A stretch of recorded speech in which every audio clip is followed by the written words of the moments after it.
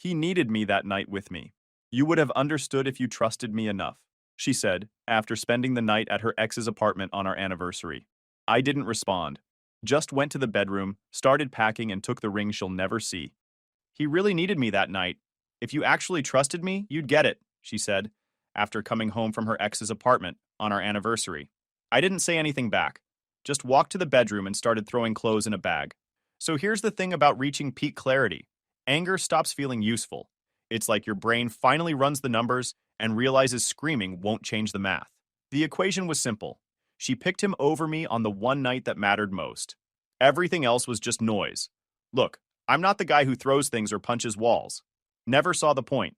When you work in civil engineering, you spend your days calculating load-bearing capacities and stress tolerances. You learn pretty quick that emotional reactions don't change structural realities. A beam either holds or it doesn't. A foundation either cracks or it stays solid. Same principle applies to relationships, turns out. 3 years. That's how long Brittany and I had been together. 3 years of what I genuinely thought was building towards something permanent. We had the works, inside jokes, future plans, that comfortable rhythm where you don't have to explain yourself because the other person just gets it. Or so I thought. The anniversary thing wasn't some casual Tuesday I'd circled on a calendar. I'd been planning this night for 4 months. 4 months. I called La Bernardin back in February to get a reservation.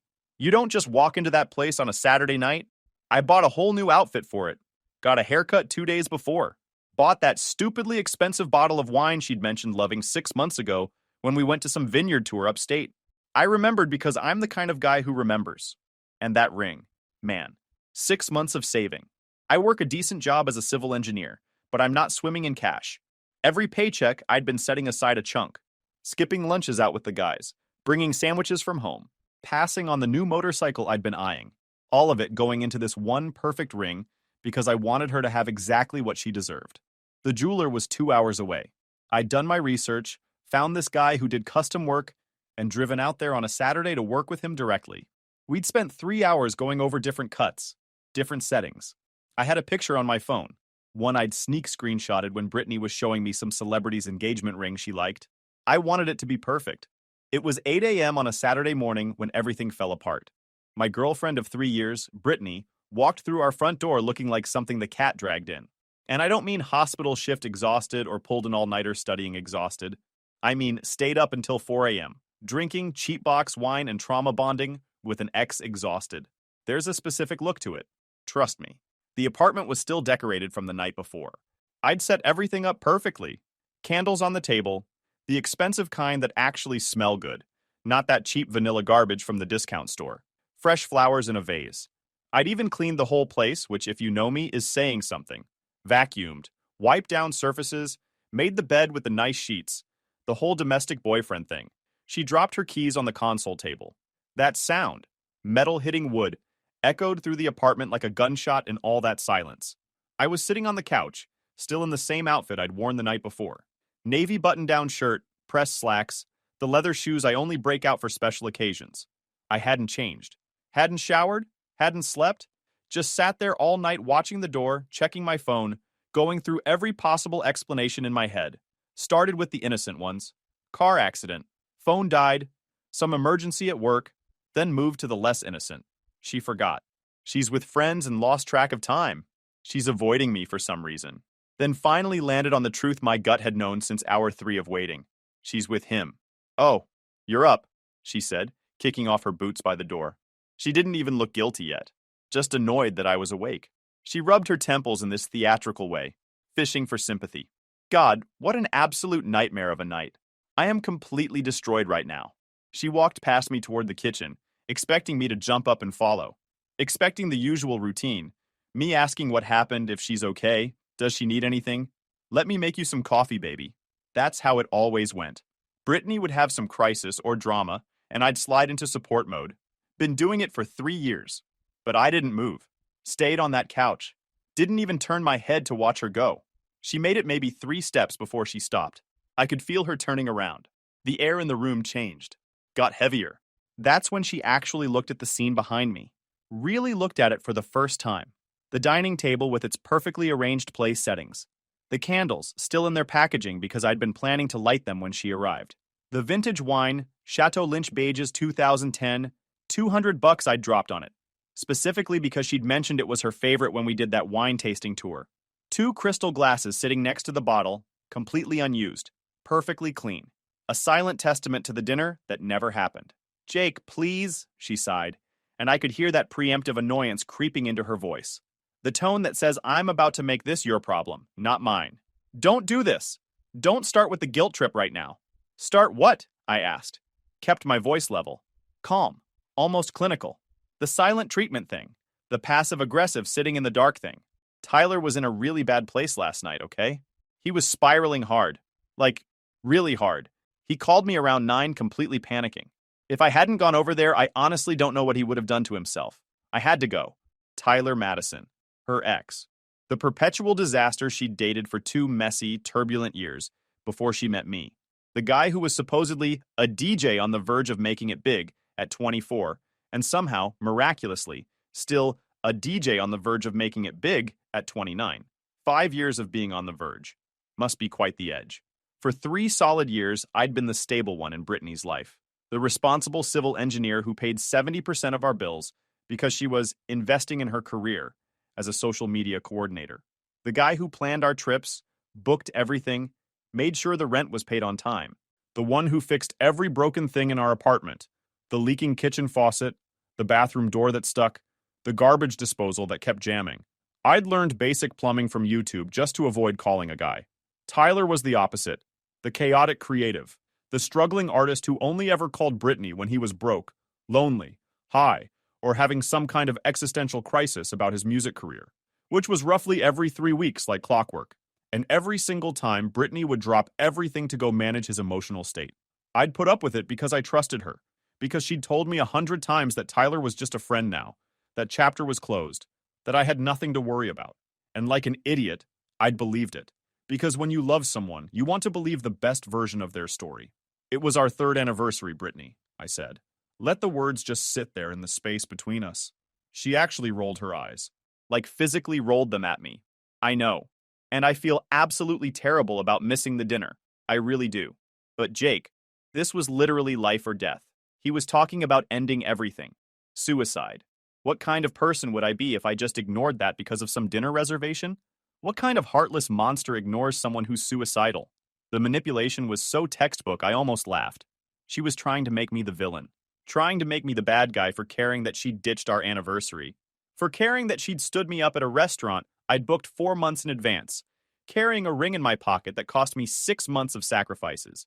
So he was actively, imminently suicidal? I asked. My voice stayed calm. Engineers are good at that. Staying calm while everything's falling apart. Yes, she said, nodding vigorously. He was absolutely hysterical. Crying, couldn't breathe, the whole thing. Did you call emergency services? The question landed like a brick. She froze.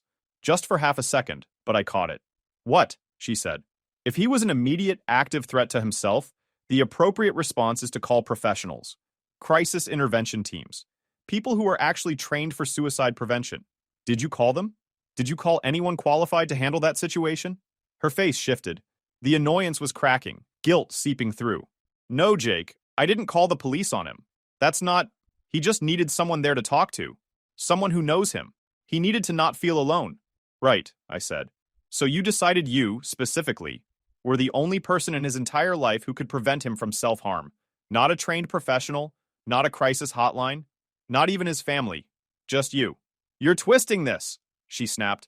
I stood up from the couch, started walking toward her slowly. As I got closer, the smell hit me. It was specific, detailed. The kind of smell that tells a whole story if you're paying attention. It wasn't the antiseptic smell of a hospital waiting room. Wasn't the sterile cleanliness of an emergency room or a crisis center. It was stale smoke from those fruit-flavored disposable vapes Tyler was constantly puffing on. The sour, yeasty smell of spilled beer. And underneath everything else, cutting through it all, was that aggressive, musky cologne he always wore. I think the brand was Santal 33 or something equally pretentious. I knew the smell because Brittany used to come home from catching up with old friends, reeking of it. You smell like a dive bar, I stated. Not an accusation, just an observation. Her face went red. Guilty red. We had a drink after he calmed down, just to settle his nerves. Then we fell asleep on his couch, watching some movie. Nothing happened, Jake. You missed our anniversary dinner to get tipsy with your ex-boyfriend because he felt lonely. He needed me, she shouted, voice cracking. God, you're so insecure about this. You can't handle that I care about other people. If you actually trusted me instead of being jealous all the time, you'd understand. That sentence right there, that killed it. If you actually trusted me, you'd understand. I looked at her. Really looked. Saw the smeared eyeliner she'd tried to wash off in his bathroom. Saw the defensive way she was standing, arms crossed, chin up. She wasn't sorry. Not even a little. She felt entitled to my patience, entitled to my stability, while she got her emotional fix from the disaster of her past. She wanted to play therapist to a guy who refused to grow up, and she wanted me to foot the bill for the apartment she came home to. I didn't say another word, just turned around, walked past her, headed to the bedroom. Jake, where are you going? Are you seriously walking away from me right now? She followed, voice getting higher and louder. I pulled my suitcase down from the closet shelf, threw it on the bed, unzipped it. Oh my God! You've got to be kidding me! She laughed. This harsh, disbelieving sound. You're packing because I helped a friend? You're being so dramatic. I walked to the dresser, started pulling out clothes. Jake, stop! Talk to me. I opened the sock drawer. My fingers went to the back, under the heavy wool hiking socks, and touched the small box I'd hidden there. Navy blue velvet. Inside was a platinum band with a 1.5-carat solitaire diamond. 6 months of saving. A 2-hour drive to a specific jeweler to get the exact cut she'd mentioned once. I was going to propose over dessert last night. I turned around. Brittany was standing in the bedroom doorway, hands on her hips, ready to launch into another speech about my trust issues. Then she looked at my hand. Her mouth was open mid-sentence, but nothing came out. Her eyes went huge. Her whole face didn't just go pale. It went gray. Her hands dropped from her hips, hanging limp at her sides. All that arrogance drained right out of her face, replaced by this sudden horrible understanding. She stared at the box, then at the suitcase, then at me. Jake, she whispered. The word barely made it out of her throat. Were you going to... I didn't answer. Didn't open the box to show her the ring she just lost. She didn't deserve to see it sparkle. I slipped the box into my pocket, turned back to the bed, and threw in 3 days of clothes, my laptop, toiletries. Zipped it shut. No, she started stammering, stepping into the room. She reached for my arm. Jake, wait! You were going to propose last night? I moved past her reach, grabbed the suitcase handle. Jake, please stop! Let's talk about this. She blocked the doorway now. Tears were forming. Real tears this time. Not manipulation tears. Actual lost tears. If I had known, I never would have picked up the phone. I would have told Tyler to leave me alone. I swear. I stopped for exactly 1 second. Just long enough to look her dead in the eyes. That's the thing, Brittany, I said quietly. You shouldn't have needed a ring to know that. I moved past her. She tried grabbing the suitcase, her fingernails scraping the fabric, but I pulled it away. I walked down the hallway with her footsteps pounding behind me. You can't just leave. We live together. Jake, I love you. I opened the front door. Jake! She screamed. A guttural sound that probably woke up half the building. I stepped out, closed the door gently behind me, listened to the lock click, walked down the stairs, got in my car, drove away. No radio. Just silence. And honestly, I felt lighter than I had in years. The first 2 days after leaving were like a masterclass in modern digital harassment. I'd checked into this bland mid-range hotel about 20 minutes from our apartment, one of those generic chain places with beige walls and abstract art. Not glamorous, but it was quiet, clean, and most importantly, it wasn't there. I sat on that stiff hotel bed with scratchy sheets, watching my phone vibrate across the nightstand like a dying beetle. The screen would light up, buzz, light up again, over and over. Brittany, 12 missed calls by Sunday morning. Brittany, 14 text messages by noon. Brittany, 23 voicemails I didn't listen to. The texts followed this incredibly predictable pattern. The 5 stages of a narcissist losing their safety net. Phase 1 was denial and bargaining.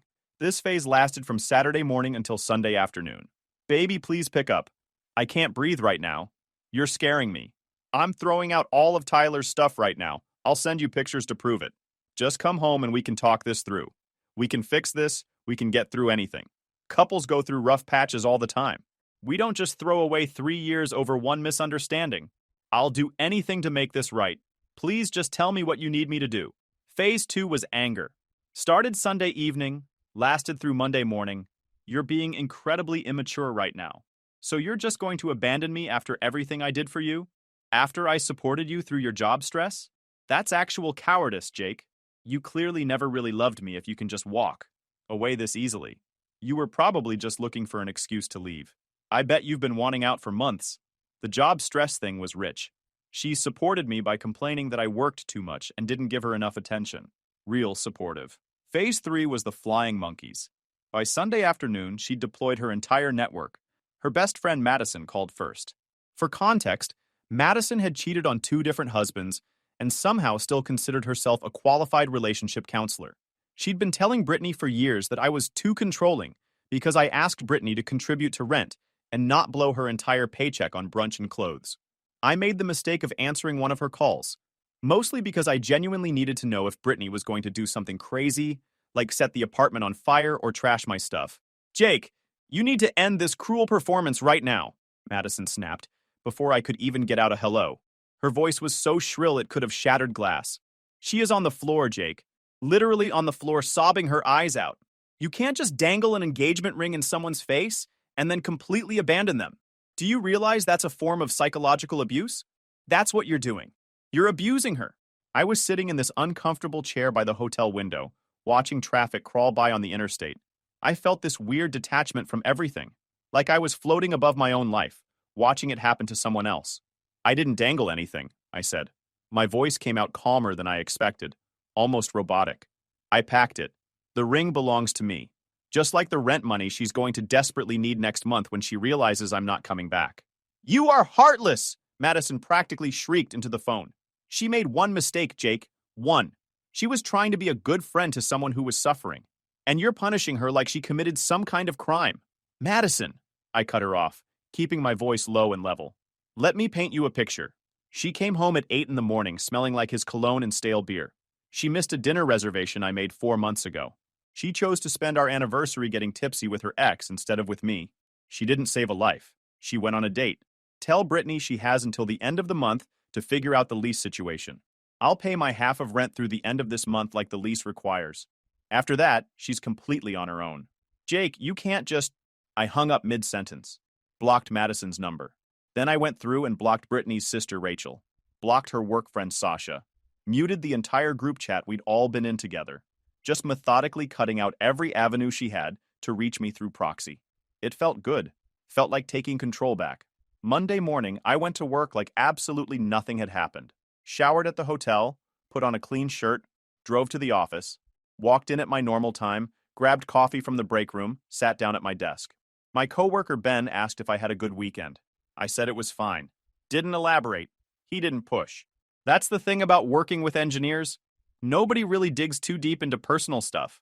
We talk about load calculations and project deadlines, not feelings. I threw myself completely into work, buried myself in spreadsheets and structural load analyses, reviewed building codes, double-checked calculations for a bridge reinforcement project we were bidding on. It was genuinely meditative, almost therapeutic. When you're dealing with betrayal, when your whole personal life has just imploded, there's something incredibly soothing about math. Math is honest. Math doesn't lie to you. Math doesn't gaslight you about where it was last night. Math doesn't smell like someone else's cologne. 2 plus 2 will never call its ex at midnight because it's confused or in a bad place. The numbers made sense. The equations balanced. The stress calculations were either correct or they weren't. No gray area. No interpretation needed. No having to read between the lines or wonder if something means what it obviously means. I worked through lunch every day that week, stayed late a few nights. Not because I was avoiding the hotel. I just genuinely didn't have anything else to do, and the work needed doing anyway. My manager actually commented that I seemed really focused. I told him I'd just gotten some clarity on priorities. The complete silence from my end, the total radio silence, zero responses to anything, seemed to break something fundamental in Brittany. By Wednesday, the angry texts had completely stopped. They got replaced with something way more pathetic. Phase 4, desperation and self-pity. I miss you so much I can't sleep. The apartment feels so empty without you. Everything reminds me of us. I found your gray hoodie in the closet. It still smells like your cologne. I've been sleeping in it every night. I can't eat. I called in sick to work today. I don't know how to do this without you. I read every single one. Didn't respond to any of them. Just let them pile up on my phone like evidence in a court case. Evidence that she finally understood what she'd thrown away.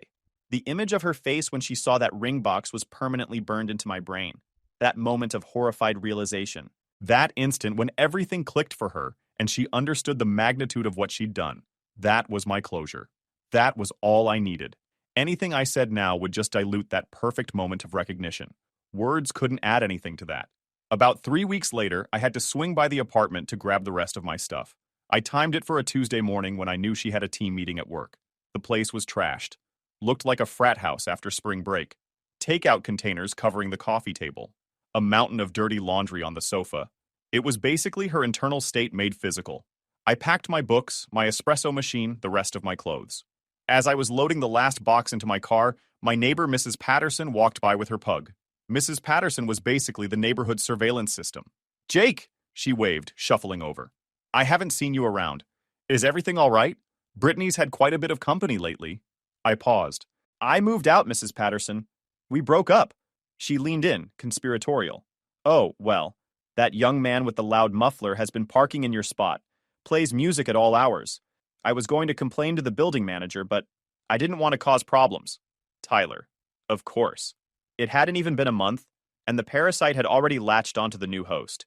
I felt a wave of nausea, followed immediately by relief. Not my problem anymore. "Feel free to complain, Mrs. Patterson," I smiled. "I'm off the lease as of the 1st. Not my spot anymore." Over the next few months, I heard the rest of the story through mutual acquaintances. Information still finds its way to you, even when you try to completely cut ties. Apparently, the second I was out of the picture, Brittany immediately tried to recreate what we had, except with Tyler. She tried to lean on him for the emotional and financial stability I'd been providing. She expected him to step up and transform from struggling DJ into responsible partner. She genuinely thought their connection had been stifled by my presence. Thought now they could finally flourish together. Reality hit her like a freight train. See, Tyler didn't want a girlfriend. He wanted a fan. Someone to validate his artistic vision and tell him he was talented. He didn't want to split rent or build a future. He wanted a place to crash between gigs that didn't exist. Within the first month, he'd basically moved into my old spot. Treated the apartment like his personal studio. Set up his decks and speakers in what used to be our living room. Played music until 3 a.m. on weeknights. By month 2, he'd borrowed $3,000 from Brittany for professional-grade equipment that would help him book better gigs. Gigs that never materialized. She paid for everything. Covered rent. Bought groceries. Paid utilities. Tyler contributed nothing but dirty dishes and complaints. He started bringing his creative friends over at all hours. These weren't even friends. They were basically other struggling DJs and random people from clubs. They'd show up at midnight, drink everything in the fridge, crash on the couch, and leave the place trashed. Brittany's sanctuary, the apartment I'd kept clean and organized, turned into a flophouse. When she finally worked up the nerve to ask Tyler to contribute something, or at least clean up after himself and his friends, he hit her with the same exact lines he'd been using for years. "You're stifling my creativity, Brittany. You're being too uptight about this. Stop trying to control me. You're acting just like my mom. I need space to be myself." The irony was almost too perfect. She'd chosen his chaos over my stability, and now she was getting exactly what she'd asked for. The full Tyler experience, 24/7, with no stable boyfriend in the background to pay the bills while she played savior. I almost felt bad for her. Almost. Then I remembered the smell of his cologne on her at 8 a.m. on our anniversary morning. The final nail in that particular coffin came about 4 months after I left. I was out getting food with my buddy Chris, who'd somehow managed to stay neutral through the whole breakup, and still followed both of us on social media. "Dude," Chris said halfway through our meal, sliding his phone across the table with this look on his face. "You need to see this." It was Brittany's social media story. Just text on a black background, small white font. The universal symbol of a very public, very dramatic meltdown. Funny how you can throw away the best thing that ever happened to you for someone who treats you like you're just an option when they're bored. Some lessons you learn too late. I'm sorry. I stared at it for a second. She dumped Tyler? Better, Chris said, and I could see he was trying not to smile. Tyler cheated on her. With a 19-year-old club promoter he met at some underground DJ night, Brittany came home early from work one day and found them together. In your old bed. I laughed. Couldn't help it. Just this short, sharp bark of laughter that made the couple at the next table look over. I shook my head. That's actually perfect. Karma's real, man, Chris said, taking his phone back. She's been asking about you, by the way, he added carefully, watching my reaction. She knows I'm seeing you tonight. Asked if you're dating anyone. Asked if you ever mention her. I thought about Nicole, the woman I'd met at the rock climbing gym about a month ago. She was a pediatric nurse at Children's Hospital. Smart, funny, straightforward, had her life completely together. We'd been on 4 dates so far. Nothing rushed, no drama, no emotional games. Just 2 adults getting to know each other and seeing where it went. When Nicole had a rough shift at work, she didn't disappear for 12 hours and make me wonder if we were okay. She texted me about it. We'd order Thai food, watch something mindless, and she'd decompress by telling me about her day. No manipulation, no tests, just honest, direct communication. Tell her I'm doing really well, I said to Chris. Better than I've been in years. And tell her I sold the ring. Chris's eyebrows shot up. You sold it? The engagement ring? Yep, sold it 3 weeks ago. What did you do with the money? Remember that vintage Ducati 996 I was always talking about? The one I'd been eyeing for like 5 years? I signaled for the check. Brittany always said motorcycles were too dangerous. Said she'd never feel comfortable with me riding one. Wouldn't even discuss it. I pulled out my wallet. Well, turns out she was the dangerous one. The bike's great, by the way. Took it up the coast last weekend. Best decision I've made in years. I stood up, grabbed my jacket. Turns out, I added, she was the dangerous one. 6 months passed. If you've never rebuilt your entire life from the ground up, let me tell you. It's genuinely addictive once you get past the hard part. The first month after leaving was brutal. Raw. Every morning I woke up reaching for someone who wasn't there. Every evening I came home to silence instead of her music playing or the sound of her moving around the apartment. The second month was pure work. Just grinding through each day. Going through the motions. Existing but not really living. But by the third month, something shifted. I started realizing how much dead weight I'd actually been carrying. How much mental energy I'd been spending managing someone else's emotional state. How many of my own needs and wants I'd been putting aside to keep the peace. I wasn't just free of Brittany. I was free of the constant anxiety she called passion.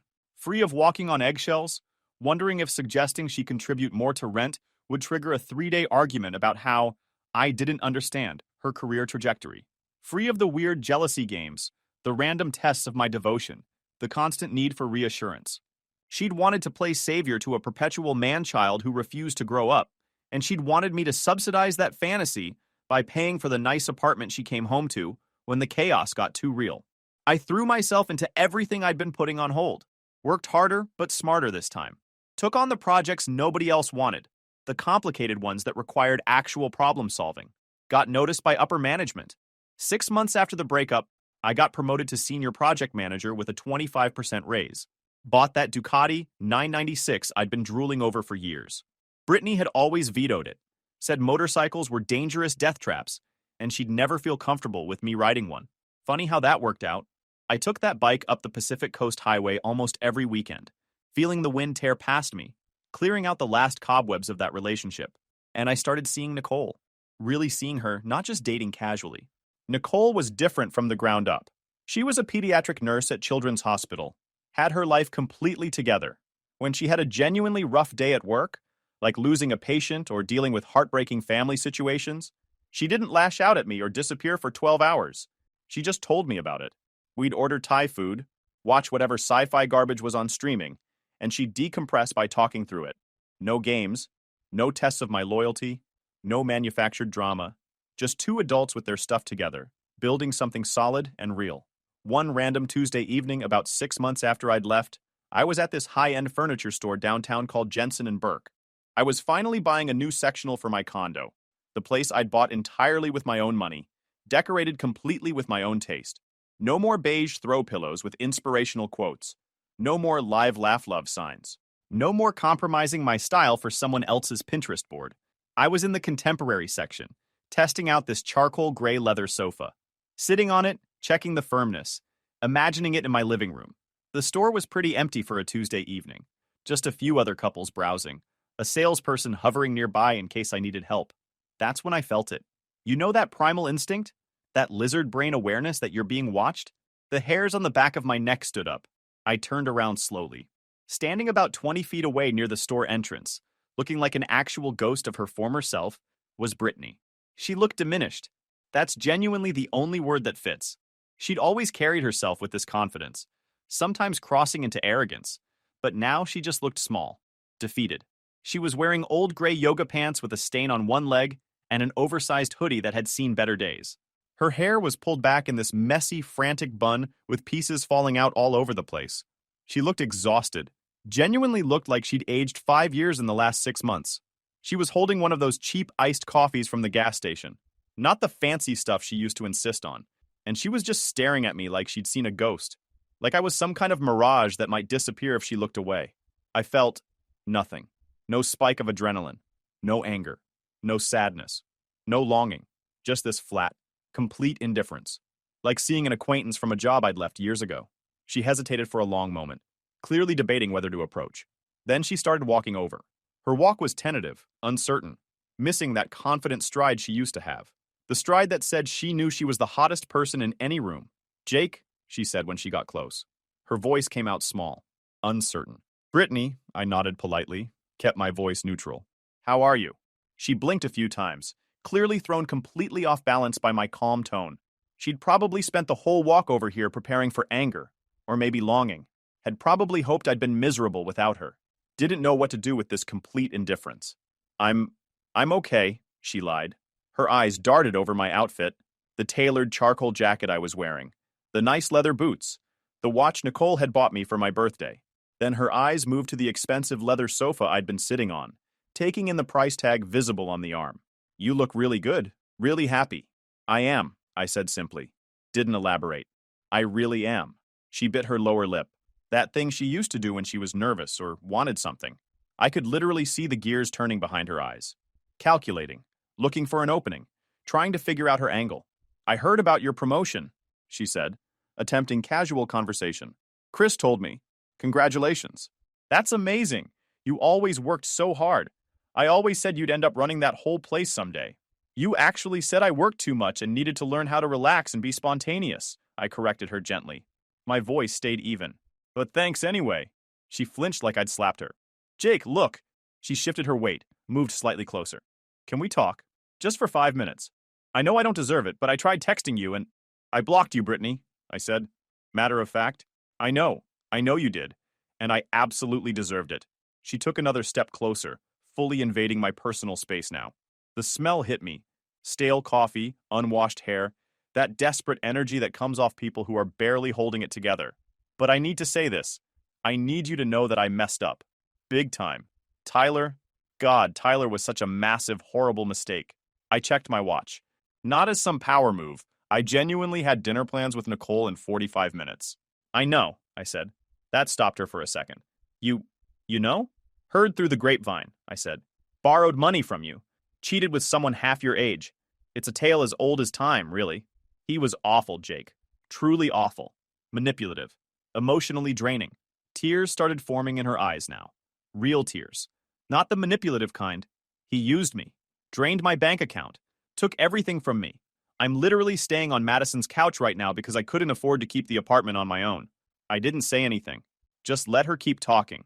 "I realized something," she continued, voice shaking. "Every single time he treated me like garbage. Every time he borrowed money and didn't pay it back. Every time he chose his boys over me. Every time he stayed out all night without calling. I thought of you. I thought about how safe I always felt with you. How you never made me feel anxious or uncertain. How I always knew where I stood." She reached out, her hand hovering just inches from my arm but not quite touching, probably afraid I'd pull away. "I miss us so much, Jake. I miss my best friend. I know I broke your trust. I know I hurt you. But people change. People learn from their mistakes. I've grown so much from this.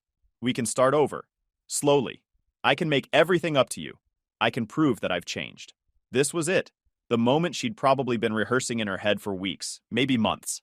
The big pitch, the grand gesture, her last shot. I looked at her hand, then slowly moved my eyes up to her face. I let myself remember that anniversary morning. Remembered her walking in at 8 a.m. reeking of Tyler's cologne. Remembered her standing in our hallway, defensive and entitled, telling me I was too insecure and jealous. Remembered her making me feel crazy for having basic relationship boundaries. "Brittany," I said. My voice stayed completely steady. "Do you remember what you said to me that morning, when you came home smelling like him?" She frowned, confused by the question. I said a lot of things that morning. I was defensive. I was wrong about all of it. You said one specific thing. You said I would have understood if I trusted you. Recognition dawned on her face. She nodded eagerly, desperately. Yes. And I know I was so wrong to say that. I know that was manipulative.